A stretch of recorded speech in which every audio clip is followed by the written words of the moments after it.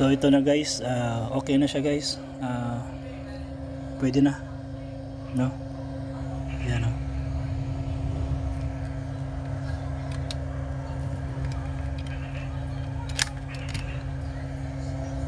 Yan, no?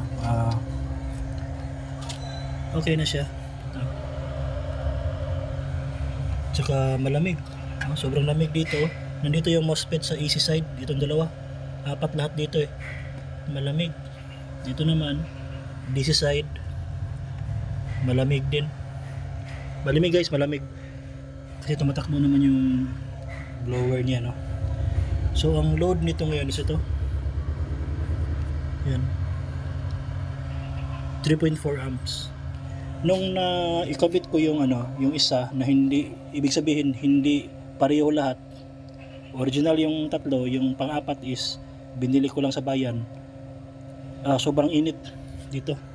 Kung saan siya nakakabit yung binili ko sa bayan, yun ang grabing init. Kasi yung RDS niya is 0.5. Yung original ng RDS is 1.5 ohms. Okay?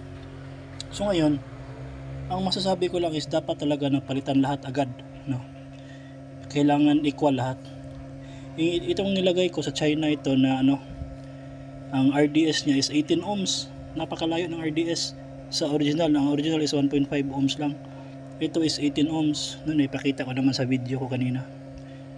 So kung i-measure natin siya, i-off ko muna. Okay? Pag in-off ko na, wala na, bagsak na. So tanggalin ko muna yung Okay, tinanggal ko na. Okay, so i-on ko siya. Okay, mandar na siya. Saka yung load niya is lang siya, 0.6, no?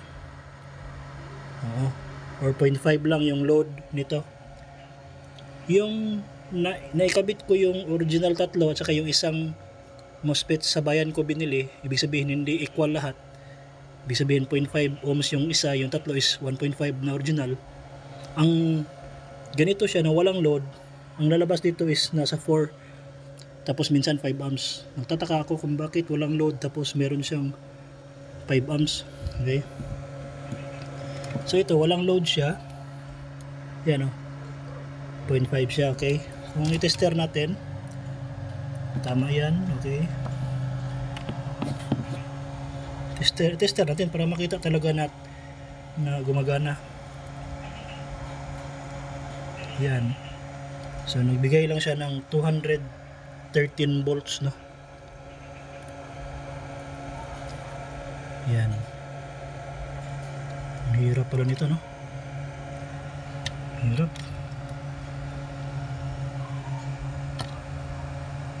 Yan. Okay. So meron na siyang output. So kahit hindi siya umabot ng 220, kasi ang pinagpalit ko naman is China yon, China na IRF 830. So nangyari yan is 18 ohms yung RDS on, state on yan eh, RDS on. Yan ang bibigay lang nyo, 213 volts. Okay, so yan ito naman yung niya. Yan, ever, no? So yun lang guys. Kailangan kung magpalit kayo ng MOSFET, sabay-sabay lahat, huwag yung isa na iba, kasi yung RDS, yung drain source resistance, dapat pareho lahat. Okay, ito wala naman tong load 0.5. Paglagyan na siya ng load, okay, tanggalin ko na, papatayin ko na muna.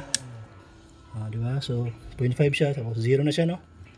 Ito 0 na. Okay, so yan, pinasok ko na 0, i-on ko siya.